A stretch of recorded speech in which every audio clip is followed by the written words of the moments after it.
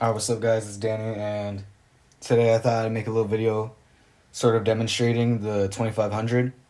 I've had this unit for about 8 months. I got it in May 2020, and it's my first ever MPC I've ever owned, so, you know, I've spent so much time with it, just trying different things out, and so I thought it would be a good idea to, just go over some basic things if it's your first time with this unit. So when you first load it up, when you first boot it up, you're going to be taken to this screen right here, which is just the main screen, and this has no sounds loaded into it or nothing or at all. It's just blank template pretty much. So up here you're going to see, sequence, which is pretty much your collection of sounds all put into one. Right here is your tempo, your BPM, how fast that your sequence is going to be. Here's your time signature. You have your bars, so the amount of bars in your sequence. Right here's your loop, so you can have it on or off. So it'll be, if it's on, then that means at the end of the sequence, however many bars it is, it'll loop back to the start. And we have your mute, your MIDI, program. Now what a program is pretty much just a collection of sounds all into these pads right here. So there's 16 pads, so you can have 16 different sounds in these pads all at once. And you have 4 different banks. So you have bank A, bank B, bank C, bank D. And you can have completely different sounds in all of those banks. So 16 times 4, whatever that is. I'm not going to think about math. And then over here you have your tracks, and on your track is where you record your sound. So normally I record each different sound into its own track separately, so that way later on when I mix it and record it into my DAW, it's a lot easier to deal with. So right now we're going to go ahead and try to load up some sounds in here so we can go get into making a sequence. So what you're going to do is this button right here, it says mode. You're going to click on that, and now you see that it's blinking red. Now that means when you look at most of these pads, you're going to see that there's red words above most of them. So now when this is blinking, whenever you press one of those pads, it'll load up whatever's in that pad as a second function. So right now we have mode clicked, and you're going to press on pad 2, which is load. So now it's going to bring you to either your memory card, your hard drive, or whatever else, So I normally keep my drum kits in my memory card. It's just easier for me to deal with.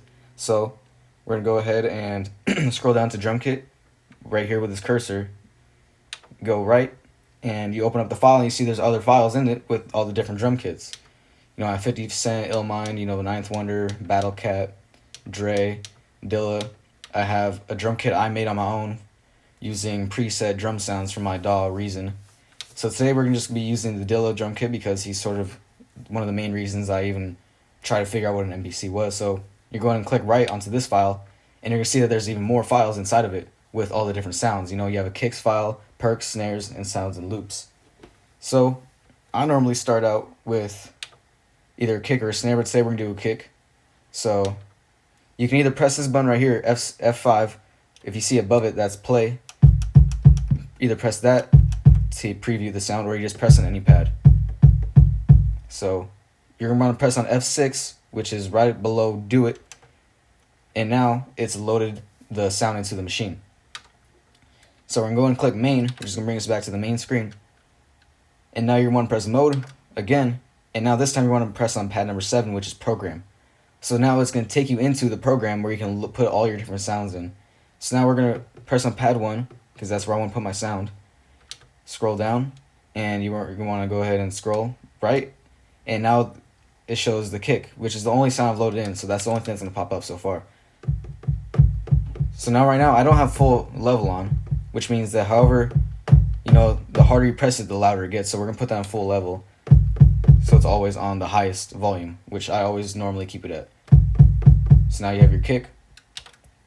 And now we're going to go ahead and look for a snare. So now we're going to go and press mode again and press pad 2 again. And it brought us back to where we were before. So now we're going to scroll down to snares.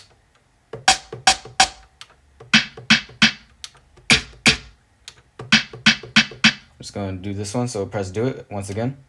And now it's loaded in, so go ahead, go back to the main menu. Mode, pad 7, bring us back to program. Now I'm going to press on pad 2, which has nothing in it right now. So now we're going to scroll over to snare.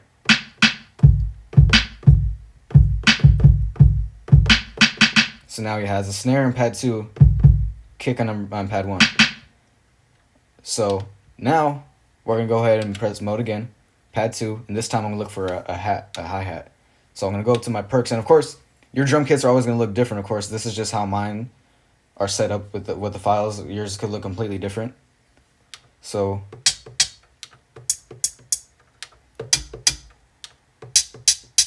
we're gonna go and do hit number 11. So press do it, load it in, main, mode, pad 7, program, and I'm gonna click on pad number 3. Scroll over until I find my hi-hat. So now we're gonna go ahead and record a basic little drum pattern, program some basic drums into the sequence. So first, I normally do this. I'm gonna set my bars to 4 bars. And of course, if you do something and you want to undo it, your undo button right over here will blink red. So that means that if you press it, you can undo whatever you just did. So if I press it, it brings it back down to 2 bars. And I press it again, it brings it back to 4 bars. So we're gonna keep it like that. And we're gonna set the tempo to about 88 beats per minute. That's sort of the sweet spot, at least in my opinion. So on track 1, I'm gonna go ahead and record the snare. So you're going to press record and play start both at the same time. Sometimes my counting doesn't start, but we'll go and do it.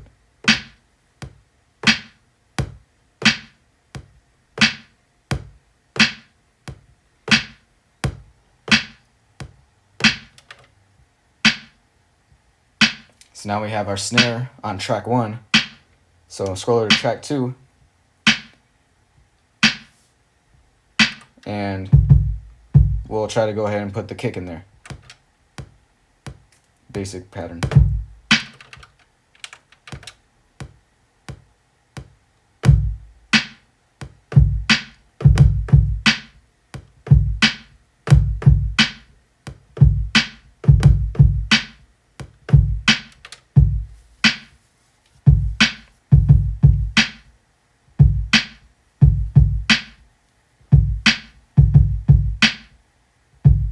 So now we have a basic little drum pattern going with the kick and the snare.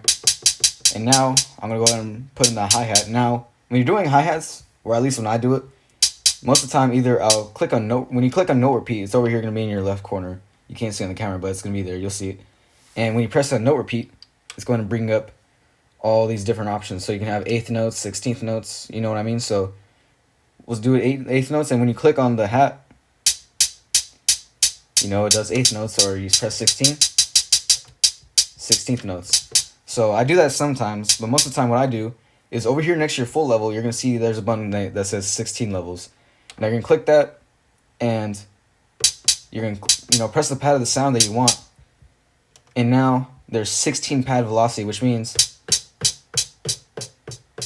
it all goes lower in volume, the lower you get to from pad 16 to pad 1. It sort of gives it more of a humanized drum sound. Jay Dilla used to do this a lot, and I've, incorporated that technique into a lot of my beats. Not all of them, but a lot of them, because it just gives that more of a human sound. So we're going to go ahead and, get a little hi-hat pattern going with the 16 note velocity.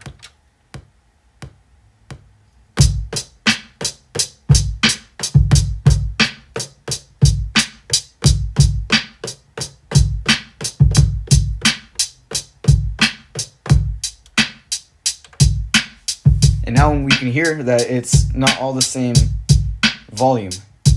It's sort of a more human sound. It just gives it a better sound, at least in my opinion. So now, there you go. You have a little simple drum program sequence. Alright, so now that we have this little sequence going, what I normally do is either with just the kick or the hi-hat, sometimes one or the other, or maybe both, is I go over to F1, and you see is TC, which stands for timing correct. This is pretty much, your quantization, which snaps in your sounds into place so it doesn't sound super off. But a lot of people don't like using it because it sounds a little too robotic, and that was a technique of Jay Dilla. He didn't use quantization.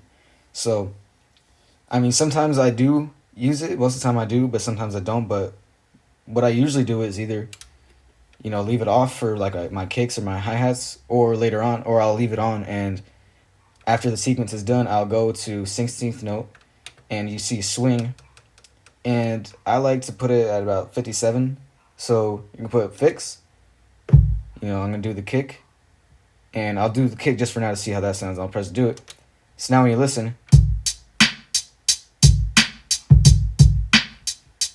there's a little bit of a swing to those kicks. And now I'll go ahead and do it to the hi-hat as well. So press do it.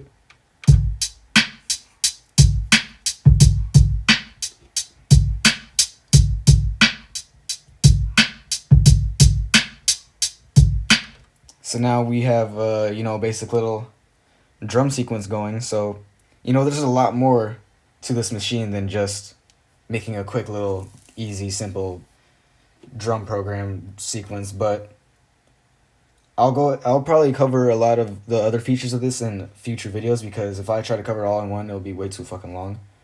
And, I have like fucking 3 subscribers right now, so I'm not even going to try to do that right now. But I will do in the future, for sure. Go into how to sample, how to chop up samples, how to add effects, filters. I'll do all of that later on, because, I'm not going to say I'm a pro, but I definitely know how to do at least the way I want it to sound. So, if this video does well, and, we'll see. Even if it doesn't, I might go ahead and do that video just because it's fun. So, this is our little drum sequence that we got today. Just wanted to show anyone how to, get something going with this unit if this is their first time with it. So, thank you for watching, and if you would like to see, future videos going more in depth into what this unit has to offer, make sure to let me know in the comments, and leave a like on the video. That would mean a lot, and I'll probably link my SoundCloud and my Spotify in the description if you're interested in listening to, some beat tapes I have out there. So, like I said, thank you for watching, and see you guys later. One love.